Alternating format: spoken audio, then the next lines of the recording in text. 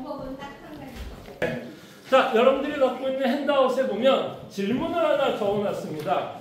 오늘 여러분들과 함께 살펴볼 내용은 이 질문과도 좀 연관이 있어서 좀 여러분들에게 질문을 합니다. 그리고 아마 이 내용은 제가 좀 정리해서 내일이든 화요일날 아침에든 아마 이 내용을 좀 단톡방에 올릴 수도 있을 것 같은데요. 질문합니다. 3계명이 우리에게 적극적으로 명령하는 것은 무엇입니까? 자, 지금 제가 10계명에 대해서 좀 다시 좀 복습을 하면서 좀 올리고 있잖아요. 그래서 10계명은 계속해서 하지 말라라는 부정적인 명령어를 갖고 있는데 저희들은 이제 적극적으로 우리가 어떤 삶을 살아가야 될지에 대해서 우리가 생각해 보고 있다면 3계명은 우리에게 적극적으로 어떤 삶을 요구하고 있을까요? 혹시 3계명 제가 한번 읽어 드릴게요. 너는 내 하나님 여호와의 이름을 망령되이 일컫지 말라. 너 여호와는 내 이름을 망령되이 일컫는 자를 죄 없는 줄로 인정하지 아니하리라. 아멘. 그래서 이 3계명이 뭐죠? 하나님의 이름을 망령되이 부르지 말라라고 하는 계명입니다. 자, 이건 하지 말라는 이야기죠. 그러면 해야 되는 부분은 뭘까요, 여러분? 적극적으로 우리에게 요구하는 삶은 뭘까요? 율법을 잘 지켜라. 그렇죠. 또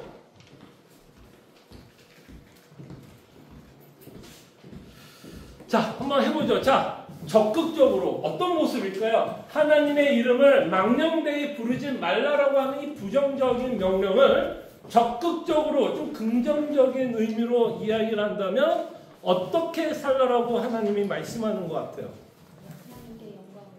하나님께 영광을 돌리는 것. 또 우리가 고백한 대로 살아내라. 예. 그래서 지금 제가 혹시 설교를 조금 기억을 해보시면 하나님의 이름을 망령되이 부른다는 건 그냥 그 하나님의 이름을 그냥 막 부르는 것만을 이야기하는 건 아닌 것 같아요. 그럴 때 뭐 미국에서 오 마이 갓, 뭐 Jesus Christ 뭐 이러면 마치 그것만이 3계명을 어기는 것 같은 생각이 들 수 있지만 사실은 그것보다 더 포괄적인 내용을 갖고 있는데요. 그 내용은 뭐냐면 우리가 믿고 있는 하나님에 대한 내용이 있죠. 하나님에 대한 내용이 있잖아요. 그럴 때 하나님을 망령되이 부른다라고 했을 때는 우리가 믿고 있는 대로 하나님을 섬기지 않고 살아가지 않는다면 3계명을 어긴다라고 우리가 생각해 볼 수 있을 것 같아요. 자, 그럴 때 제가 이 3계명을 설교하면서 뭐라고 이제 좀 적용을 했냐면 이렇게 적용을 한 거예요. 우리가 고백하고 있는 하나님이 있죠. 그 고백대로 뭐 해야 된다? 살아가야 한다라고 말씀을 드렸어요. 사실 그게 우리 신앙생활 전부 아니에요? 우리가 믿고 있는 대로, 그죠? 우리가 믿고 있는 대로 살아가는 거. 자, 오늘도 사실 제가 여러분들에게 좀 무거운 주제를 가지고 이야기한 부분이 있죠. 오늘 여러분들과 함께 죽음에 대해서 이야기했어요. 자, 그럴 때 죽음은 믿지 않는 자들에게도 죽음이 있지만 믿는 우리도 죽음이 있죠. 그렇다면 이제 우리의 고민은 뭐예요? 성경에서 하나님은 죽음을 뭐라고 이야기했는지를 아는 게 중요한 거 아니에요. 그리고 성도들에게 죽음의 의미를 아는 게 중요한 거 아니에요. 만약에 우리가 그것을 믿는다면 우리가 그걸 믿고 있기 때문에 그거에 맞는 뭐가 나타나야 돼요? 삶이 나와야 되죠. 그래서 죽음에 대해서 성경에서 말씀하고 있는 그 믿음대로 우리가 믿고 죽음에 대한 조금 더 뭐 해야 될까요? 좀 담대할 수 있는 그렇게 우리가 살아가야 할 줄 압니다. 자, 그럴 때 우리가 3계명을 통해서 우리가 고민하는 건 뭐였냐면 우리의 신앙의 고백과 삶이 일치하자는 얘기예요. 우리가 고백하고 있는 하나님이 있다면 그 고백에 맞게 살아가는 것. 자, 그럴 때 이제 우리가 하나님의 주권에 대해서도 우리가 생각을 해볼 거예요, 앞으로. 자, 한 가지 예를 들자면 이런 거죠. 여러분들은 하나님의 주권자하고 섭리자라고 믿죠. 정말 그리고 여러분 인생 가운데 하나님이 인도하고 있죠. 만약에 우리가 이렇게 믿는다면 절대로 하지 말아야 될 것이 뭘까요? 뭐예요? 사실 여러분들이 이런 하나님을 믿는다. 하나님이 주권자고 섭리하시고 하나님이 선하신 분이라면 여러분과 제가 절대로 하지 말아야 될 게 하나 있어요. 염려예요, 염려. 사실은 그렇잖아요. 근데 우리는 뭐해요? 사실 염려예요. 그럼 사실은 우리가 믿고 있는 신앙의 고백과 우리의 생각은 일치하는 거야, 일치하지 않는 거예요? 일치하지 않는 거죠. 예. 그래서 우리의 삶 속에 우리가 믿고 있는 내용과 우리의 삶이 참 일치하지 않는 부분이 참 많다는 거예요. 그거에 대한 고민이 성경 공부예요. 우리가 믿고 있는 내용이 참 많아요. 하나님에 대해서, 예수님에 대해서, 성령에 대해서, 우리가 받은 구원에 대해서 참 믿고 있는 내용들이 참 많은데 우리가 믿고 있는 내용과 우리의 생각이 일치하지 않을 때도 참 많고, 그리고 우리가 믿고 있는 내용과 우리의 삶이 일치하지 않는 부분이 참 많다라는 거예요.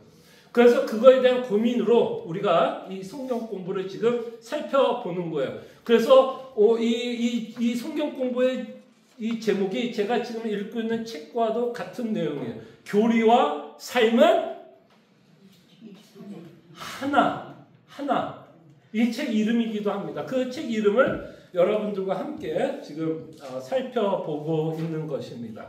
자, 그러면서 제가 이런 고민도 했습니다. 자, 많은 사람들이 두 극단적인 것에 극단적으로 좀 흐르는 경우가 있는 것 같아요. 신앙생활 할 때. 하나는 머리로만 신앙생활을 하려고 합니다. 그런 얘기 많이 하죠. 저 사람은 뭐라고 표현? 저 사람은 머리만 커서. 그 무슨 말이죠? 보통 우리가 머리만 크다고 비판할 땐 그 사람이 어떤 면을 사실 비판하는 거예요? 뭐라고요? 지식은 많은데 뭐가 없어서? 삶이 없어서. 그러니까 어떻게 우리가 믿고 있는 내용과 삶이 뭐하지 않다는 거죠. 일치하지 않는. 그럴 때 우리는 그렇게 비판을 합니다.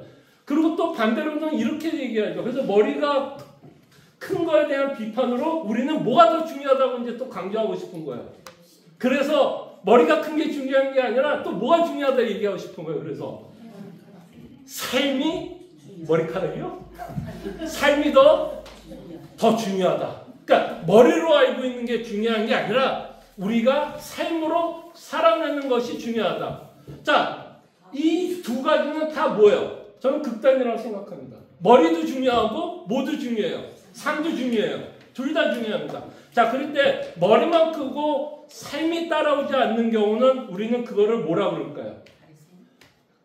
잠깐, 머리만 크고 삶, 바리새인이라고도 얘기할 수 아니지, 바리새인 거꾸로죠. 머리만 크고 삶이 쫓아오지 않는 경우는 야고보서 2장에 나와 있는 그 사도 야고보의 비판이겠죠. 믿음이 있는데 뭐가 없는 거? 행함이 없는 거. 그렇죠? 행함이 없는 거. 그때 성경은 끊임없이 우리가 믿고 있는 신앙의 고백에 의한 삶이 요구됩니다. 그래서 머리만 크고 삶이 없는 자들은 어떤 주의에 빠질 수 있냐면 무율법주의자가 되는 거죠. 그죠? 무율법주의자에 빠지는 거예요. 예. 그리고 또 하나, 머리는 없는데 삶을 강조하는 사람들은 뭐에 빠질 수 있을까요? 율법주의에 빠지게 돼요. 둘 다 비성경적이에요. 둘 다 비성경적이에요. 우리는 머리도 커야 되고요. 그 머리가 커진 것만큼 뭐가 있어야 돼요? 삶도 함께 쫓아가야 합니다. 그래서 그 무율법주의에 대해서 로마서에 보면 율법주의에 대해서 로마서 10장 2절과 3절 제가 한번 읽어드릴게요. 자, 사도 바울이 자신의 동족이었던 바리새인들에 대해서 이렇게 말씀합니다. 내가 증언하노니 그들이 하나님께 뭐가 있다고 얘기해요? 열심은 있대요. 우리가 말하는 것처럼 삶은 있다는 거예요. 뭔가 행하는 건 있다고 그래요. 근데 사도 바울이 뭐라고 비판하냐면 올바른 지식을 따른 것이 아니다라고 얘기합니다. 그러니까 삶도 중요하지만 더 중요한 건 뭐예요? 올바른 믿음 가운데, 올바른 지식 가운데 맺는 열매가 더 중요하다는 거죠.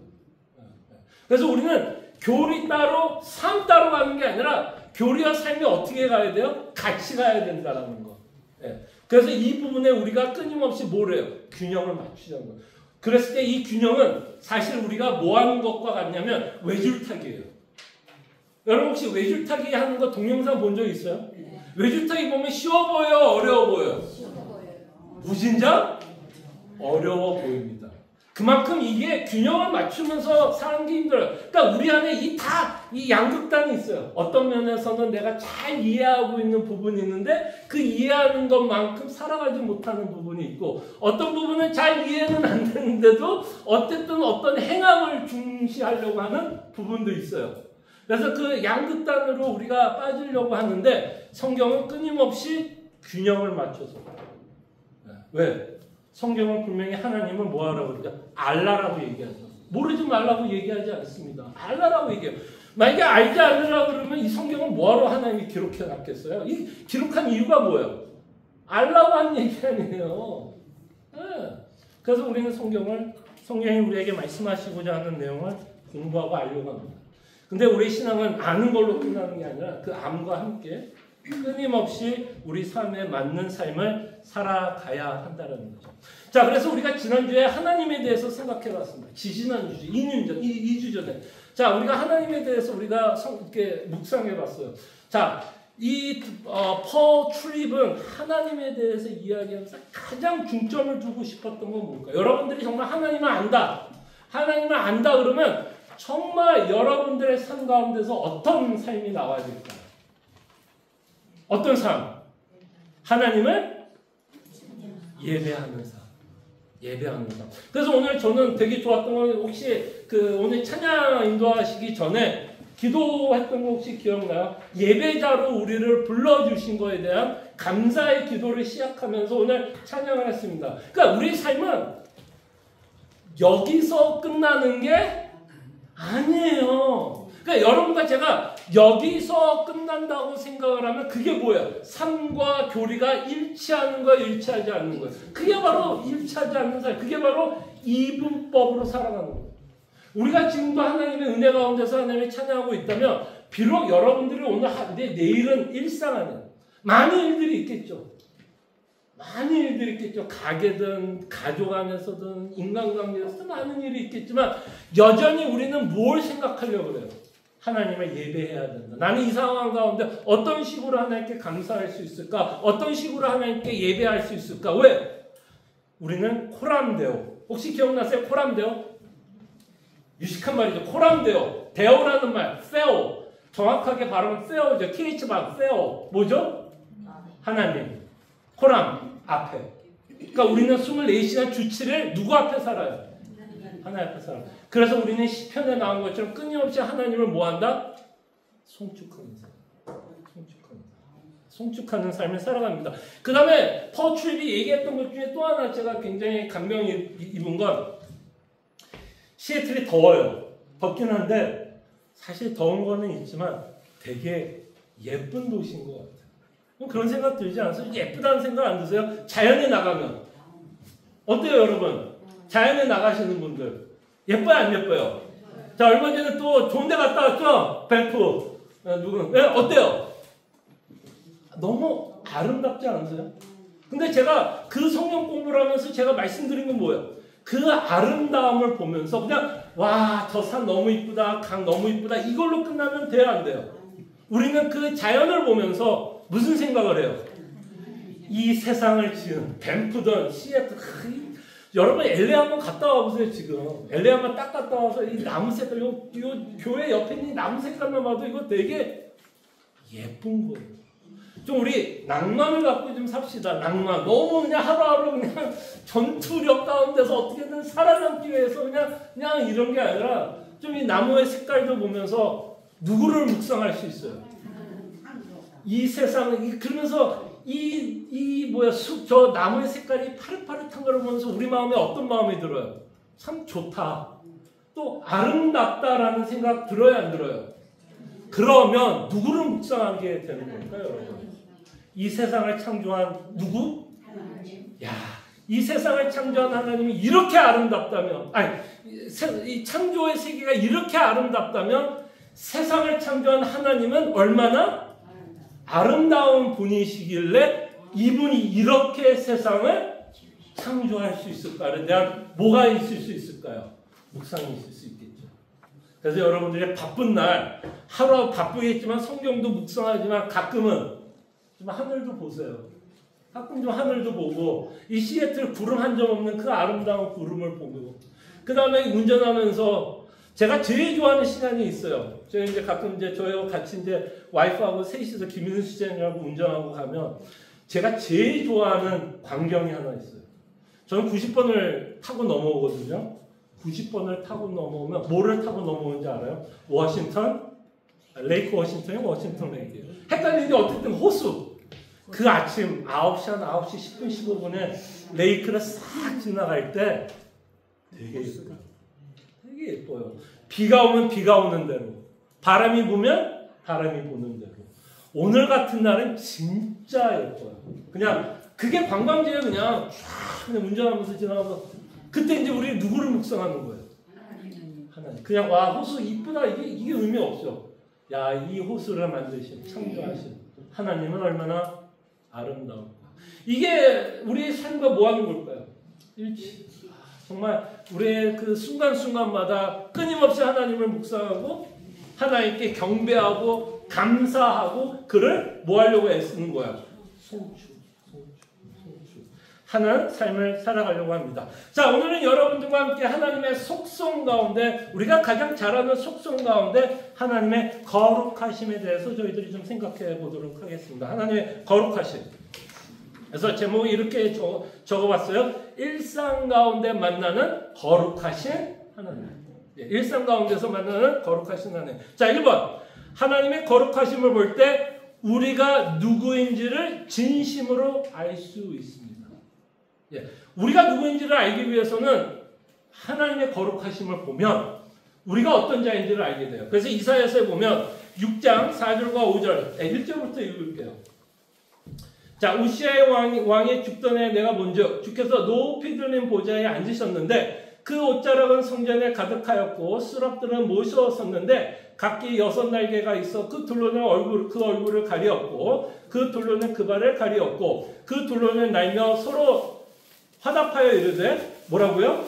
거룩하다 거룩하다 거룩하다 만군의 여호와여 그의 영광이 온 땅에 충만하도다. 자, 이럴 때 여러분 이사야는 어떻게 반응했죠? 하나님을 송축하기보다는 그 거룩하신 하나님 앞에 이사야는 어떻게 반응해요? 내 자신이 뭐라고 반응하죠?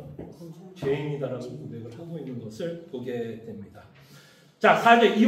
이같이 화답하는 자의 소리를 인하여 문지방의 터가 요동하며 집의 연기가 충만한지라. 그때 내가 말하되 뭐라고요? 하로다. 나여 망하게 되었도다. 나는 입술이 부정한 사람이요 입술이 부정한 백성 중에 거하면서 만군의 여호와이신 왕을 배웠음이로다.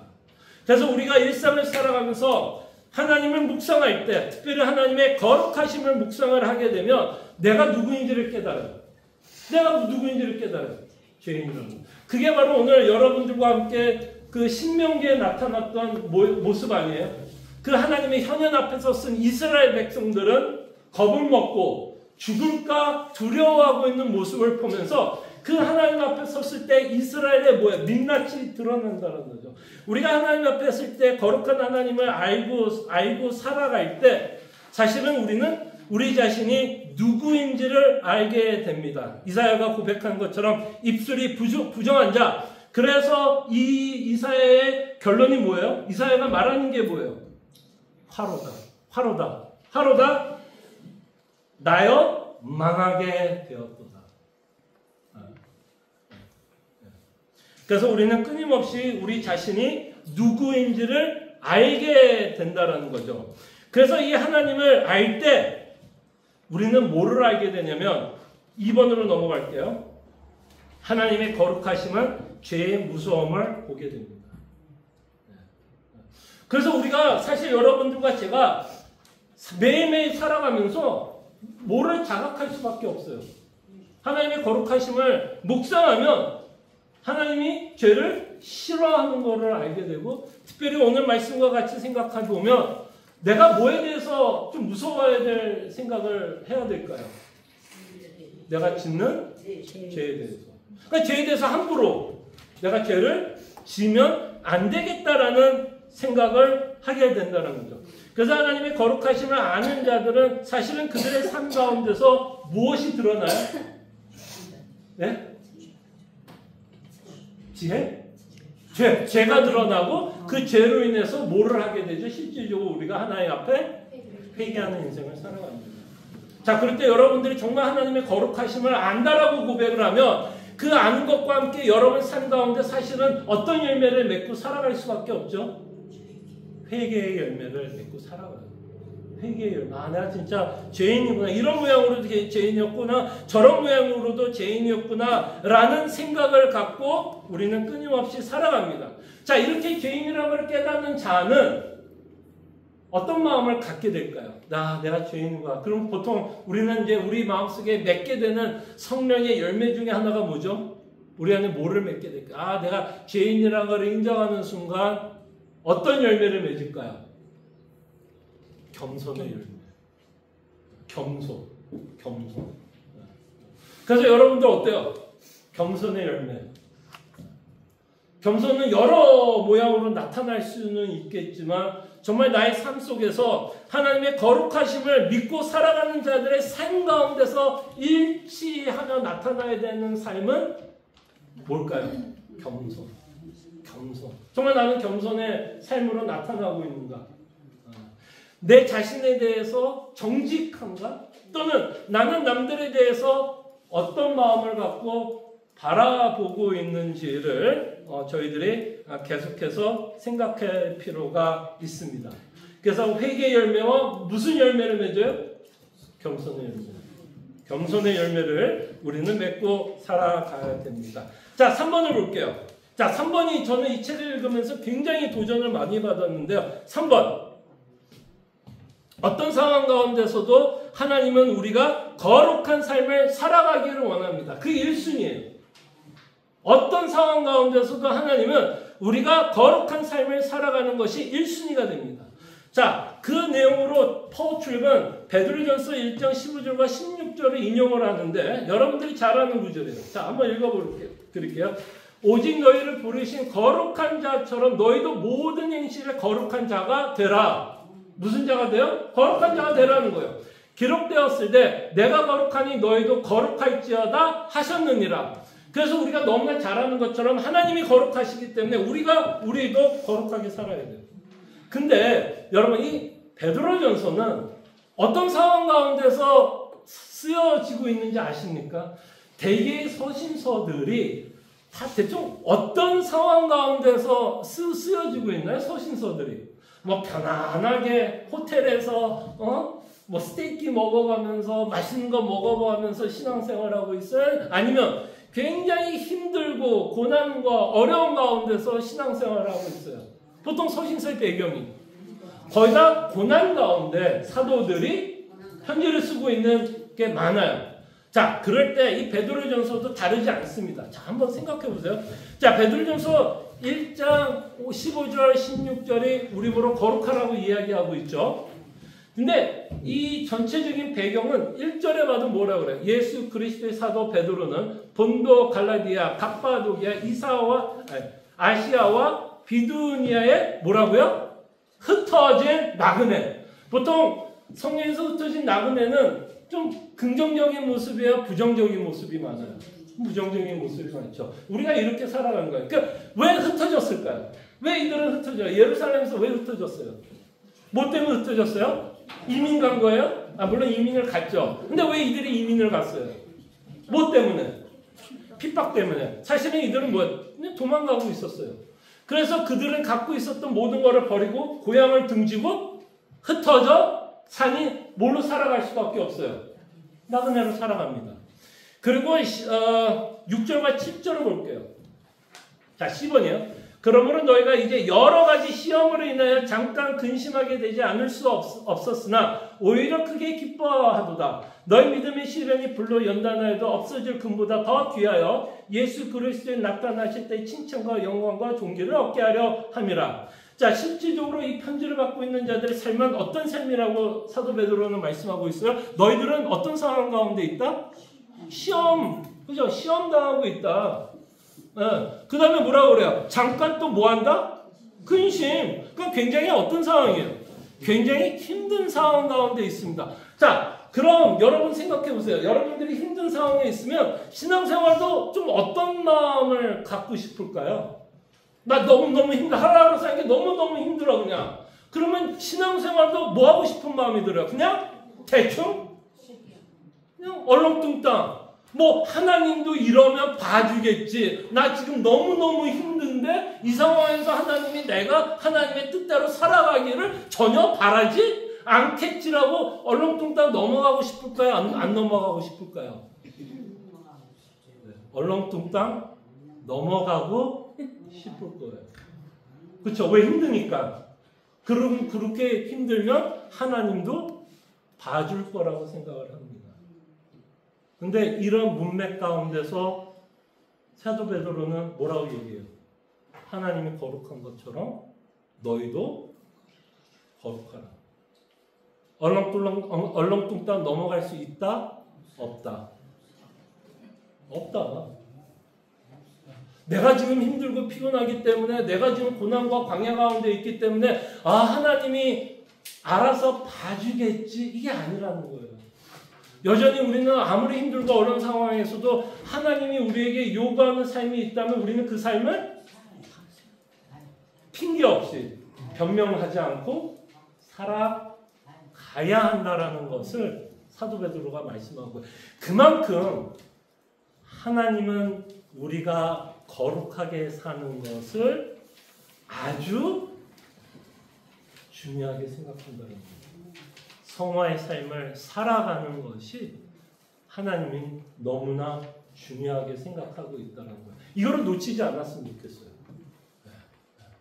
그러니까 우리가 이 신앙 고백과 일치하는 삶을 힘들게 하는 여러 가지 이유 중에 하나도, 좀 힘들고 어려우면 좀 느슨하고 싶지 않으세요?